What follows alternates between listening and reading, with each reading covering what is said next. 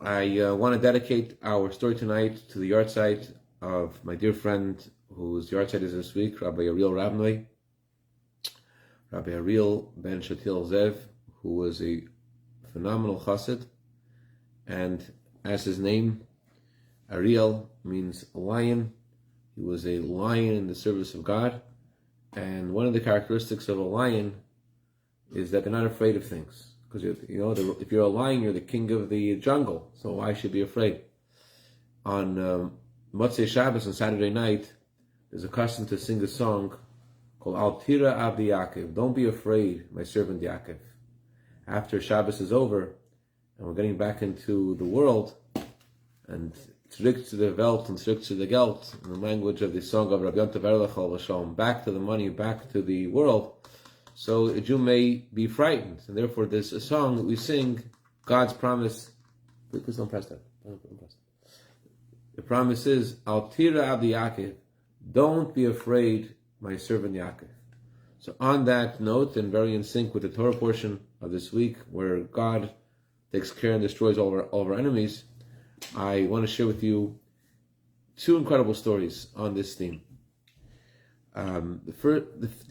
These are. I only like to share true stories, but not just true stories. I like to share a story that I know all the details of, because when you hear the details, it brings it home, and you're able to identify with it. So, first story happened in 1963, 1964. Recently, the Rebbe's emissary in Borough Park, Rabbi Aaron Ginsberg, he attended a shalom zachar. A friend of his had a baby, and he went to this synagogue.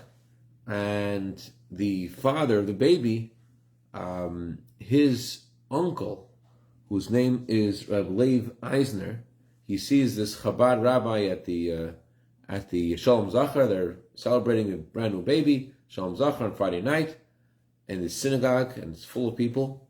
And he goes over to Rabbi Ginsburg and he says to him, I want to share with you a story about the Lubavitcher Rebbe you probably haven't heard yet. That's always a great intro to a story.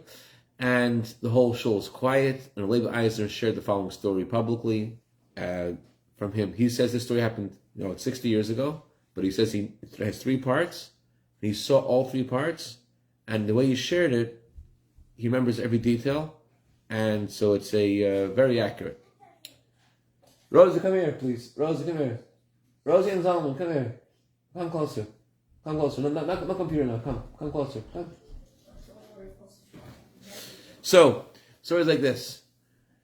He said that he lived the time in Crown Heights. Crown Heights at that time was full of, it's a very, very Jewish neighborhood today as well, but at that time there were hundreds of shuls. Many, many Holocaust survivors lived in Crown Heights. And he lived on S. John's in Buffalo. And he was with his family growing up, and he was a very little kid. And his family, Rosie, please turn it off and come back here. Come, I'm waiting for you. Thanks, Jules. Come here. Thanks. So his family used to daven in a synagogue over there called Rabbi Baruch Rokeach. Rabbi Baruch Rokeach had a synagogue. It was on Lincoln Place between Rochester and Buffalo, and there were there was a synagogue that was action packed 24 hours a day. There was mikvahs, there was shuls, so many not Chabad synagogues. People, all kinds of Jews lived there. Litvish Jews, Hasidic Jews, religious Jews, not religious Jews. It was a very action packed neighborhood with hundreds of synagogues, way more than there are today. Even though today it's also a very bustling neighborhood. And then when the neighborhood started to change, a lot of non-Jews moved in the neighborhood. A lot of Jews, unfortunately, left the neighborhood, and the crime rate went up. And when the crime rate went up, so then many more Jews left, and there was a major departure from the neighborhood, and the real estate went down, and people who wanted to leave weren't able to leave because they couldn't afford to leave because their houses weren't worth much anymore. Stores were closed, synagogues were closed, And the neighborhood was changing, and the Baruch's shul also was changing. He was the only shul open in that specific spot in Crown Heights. And although before it was a bustling synagogue, but as the crime rate went up, people stopped attending the synagogue, and it emptied. Now the Rebbe had said very clearly, very emphatically, on many occasions, that people should not leave the neighborhood. People should stay in the neighborhood. According to halacha, Jews are not allowed to leave the neighborhood and leave the Jews who cannot leave alone.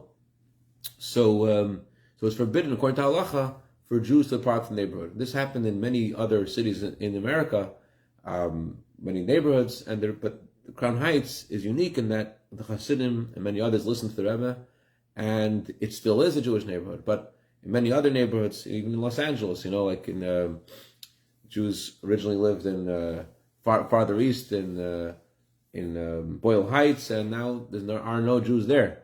Actually, the LA Times did a story a few years ago about the last Jew in Boyle Heights. Eddie Goldstein, I actually went to see Eddie, he put on film with him, a very special man. Shalom. Getting back to our story. So this shul was emptying out, and there was a store that was owned by a man named Anshel Gillis. His store was on Rochester, between Eastern Parkway and Lincoln, and it was a very tiny store. The whole store was dal. It was 6 feet by 6 feet, a tiny little store, and you couldn't really walk around in the store without a shopping cart because no place to walk. You just went to this guy, Anshel Gillis, who was a very, very wonderful man, very kind man, and a very sweet person. He attended this shul together with the hero, or the one sharing the story, Leib Eisner, who was a little boy. And Anshel was very kind. He always had a good word for everyone. But one day, Anshel comes to shul and makes an announcement. The announcement is, guys, I need to leave. I need to leave the neighborhood. It's impossible. The crime was such that, the crime in general was rising. Besides the crime rising, stores were hit much more than others because it was very easy. You go walk in the store, there's cash in the register, and there was a lot of robberies. So Anshel said he's not making, people aren't buying as much as they were before, and he's scared. He wants to leave. He's going to leave. The next few weeks he's going to leave. So there's another man in the synagogue named Mr. Feldman. Mr. Feldman said, listen, Anshel, although we're not Lubavitchers, but you should know the Lubavitcher Rebbe said that no one should leave the neighborhood. You shouldn't leave the neighborhood because the Rebbe said no one should leave the neighborhood. It wasn't like it was today that the Rebbe's shul was the center of the entire neighborhood. It was all, again, as I mentioned, all different kinds of Jews. These Jews, Leib said the story himself. Leib said, the only time that I would ever go to the 770 was, there was 2 times a year that we allowed ourselves to visit Lubavitch because there was a lot of action over there on Simchas Torah, Yitas Kislev. Otherwise, we had our thing, they had their thing, we had nothing to do with each other. But Anshel Gillis, he made this announcement, he has to leave, but Feldman said, listen, you should know the Rebbe said you shouldn't. He said, you know what, I'm going to go to the Rebbe. Anshel says, I'm going to ask the Rebbe. Now, Leib said, the one sharing the story, the little boy, he said, I didn't know what happened if he went to the Rebbe or didn't go to the Rebbe, but the fact is, he kept the store open. The store was open. That's the first part of the story. Here is the second part of the story. So, Leib says that he saw, again, all 3 parts of the story himself. He said that, doesn't know if this story happened a year later or less than a year later, but about a year later, it was a summer day. He's coming home from school, and it's a late afternoon, and he sees, going on Eastern Parkway, there's sirens, there's police, and there's ambulances, and there are fire trucks, and they're all going together. Eastern Parkway is a main street, and they're all going, they're all turning down in Rochester, and you still hear the sirens, so you knew whatever was happening right there in the corner of Eastern Parkway in Rochester. So it's happening by his store, by his friend, Anshel Gillis' store. So he goes to the store, and he walks in the store, and he sees that there's police, and they're all gathering around this man who was on the ground, there was a dog biting at his throat, and the police are trying to pull the dog away, and they're asking Anshel, tell the dog to go away. But Anshel is not able to respond. He's like somewhere else. He's like, you could see Anshel had these big black glasses, said Leib, and is looking out like total he's not there. And they're trying to pull the dog off, and he heard a conversation between three policemen. One policeman says, "This guy, what kind of a crazy person this owner of the store is? Why would he risk his life for money? Crazy." And here's the second police officer respond. The second police officer says, "And this guy who was the perpetrator, how could he miss point blank? He says, Reb Leib said, I saw there was 5 cans of bumblebee tuna, and there was bullet holes in the tuna cans, and he saw oil pouring out of these tuna cans." So he says, and the police officer says, how could the guy miss? And the third police officer said, they're both nuts. That's a conversation he saw. Later he found out that the perpetrator at the time was already not alive anymore. And he was hoping that Anshel will come to shul that day, and everyone's hoping to hear what happened in the store. So it happened like this. Anshel did not come to shul that day, he came to shul the next day. And they were davening mincha, they were doing mincha prayer, and the rabbi, who was very rigid with his Torah study, and right after mincha, they have a class of Mishnayos, but the whole synagogue wanted to know what happened in the store yesterday. What happened with Rabbi Anshel? So the rabbis also wanted to know, and he delayed his Mishnayos shir, his class, to hear what Rabbi Anshel had to say.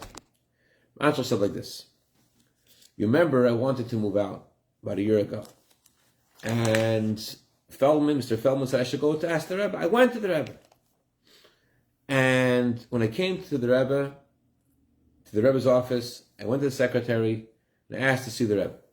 Secretary told me that the Rebbe has no open schedule for the next 6 months, and I started talking to the secretary, and when he understood that I would want to leave the neighborhood, and not just I'm planning to leave the neighborhood, so he was able to. He somehow managed to give me an immediate audience with the Rebbe.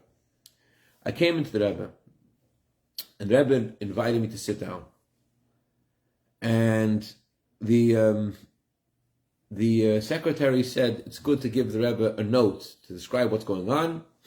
A lot of people, when they see the Rebbe, they're not able to speak. So give the Rebbe a note. And I told the Rabbi that in this note, I've decided to move out of the neighborhood because it's scary. So the Rebbe responded, "Don't leave and don't be afraid. Al ta'azov, al tafached.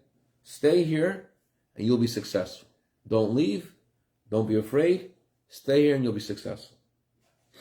So I said to the Rebbe, "But I am scared. I mean, you hear what's going on. Surely the Rebbe knows about all the crime and the stores that are being held up." So the Rebbe made another movement with his hand, like, "Don't be afraid. Al tefached, don't be afraid."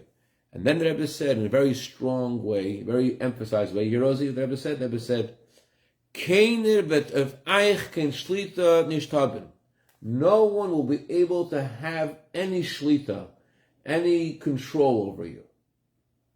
I believe actually said that people weren't used to the word shlita to mean control. They thought shlita meant to live long. It's a word you use about rabbis, but shlita means control. That was a Kenya, no one will have any control over you. That's what it said. So Rabbi Anshel, he decided, the Rebbe said, and the Rebbe said it so emphatically and so strongly, he's there. He's going to do this. He's going to trust the Rebbe. He's going to keep his store open. And sure enough, he kept the store opened. And one day, the next day before, this African-American man went into a store with a gun, and he said, "Give me your money or your life." So it wasn't a hard question, but he's tried to open the cash register. Then he said to himself, the Rebbe told me no one will have any control over you. And I have a whole month of earnings in this cash register. Why should I give to this wicked person all the money I have earned for nothing? The Rebbe said no one can have control over you. Am I out of my mind? What for? Now, this man, Anshul, he said, no, I'm not giving you a penny. So the perpetrator took the gun and fired again. And Anshul stayed in the same spot, and he fired. It's a store 6 feet by 6 feet, a tiny little store. He shot again and again and again and again and again until no bullets left. When Anshul was sure he had no bullets left, then he unleashed the dog, and the dog really jumped on him and he finished him. So the only thing that he managed to do was to make a lot of holes in the bumblebee tuna cans. Other than that, Baruch Hashem, Anshul was fine, and Anshul kept the store open. Actually, Reb Leib said that he and his family moved out of Crown Heights in 1970, Tavshin, but 7 years later, but when they left, who was still there? Anshul was still there with his store opened. So that was his first story I wanted to share. The second story I want to share is about Reb Simcha Gordetsky. Reb Simcha Gordetsky was studying in the yeshiva in Kharkov, in Russia. Kharkov was a satellite of the main yeshiva in Lubavitch, and Reb Simcha, in 1923, he suddenly wasn't well, and he visited a doctor, and the doctor said that he can't give him the results of his examination. He wants to speak to the head of the yeshiva. So the head of the yeshiva was Reb Chatzah Fagin. Chatzah Fagin was the dean of the yeshiva, and he came together back with Reb Simcha to hear what the doctor had discovered. So the doctor spoke to Reb Chatzah privately, but Reb Simcha was listening from outside. So Reb Simcha, officially, he can't hear, but he was hearing. And the doctor told Reb Chatzah, this man has a very weak heart. There's no way he's going to live more than 6 months. So Reb Chatzah comes out of the doctor, and he tells Reb Simcha, the doctor says you should go home to rest. Reb Chatzah doesn't know that Reb Simcha heard. He just says, go home to rest. So Reb Simcha tells Reb Chatzah, you know what, before I go home to rest, maybe it will be worthwhile to visit the previous Rebbe in Leningrad. I think it was Leningrad at the time. So the Reb Chatzah, that's actually an excellent idea. We'll go together. They go together to the previous Rebbe. And they arrive at the previous Rebbe. Reb Chatzah goes in first, and he reports to the Rebbe what the doctor had said. And then Reb Simcha goes into the Rebbe. And the previous Rebbe tells Reb Simcha, Reb Chatzah tells me that you don't have enough strength to learn diligently for 12 hours a day, straight. That was the order in the yeshiva in Lubavitch. You don't have the power to do this anymore. You can't learn for 12 hours. So they will learn, I think, 8 hours. The reveal parts of the Torah and 4 hours chassidus. That was the sort of order in this yeshiva in Lubavitch. My great grandfather actually, Rabbi Mayor, who was a student in Lubavitch, he said that he wanted, whenever in the 8 hour segment of study, he didn't want to get up and like walk around. Like he wanted, like, in order for tikkun, he tried to fix his soul. He tried to stay focused for 8 hours straight and learn every day the Gemara. Anyways, so Reb Chatzah tells me you don't have power to learn just for 12 hours in the yeshiva. So this is what we're going to do.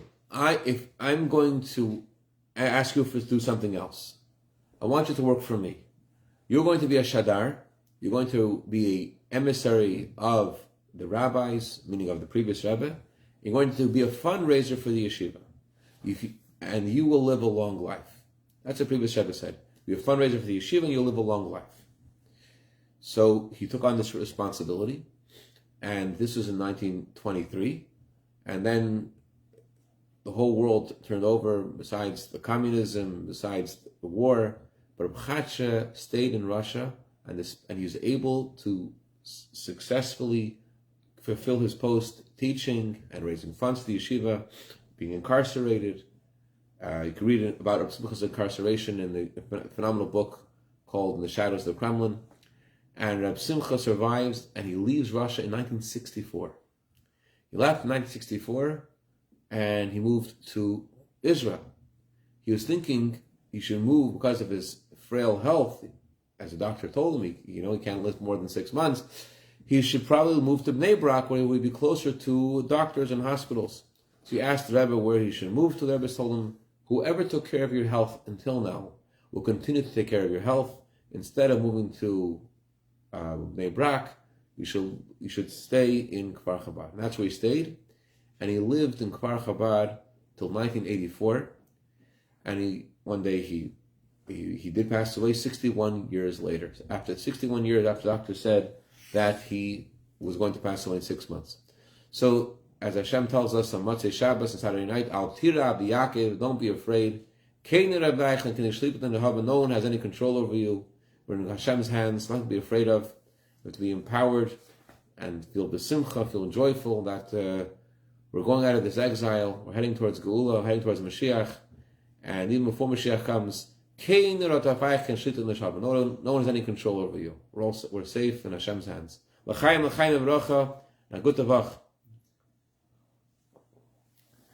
Any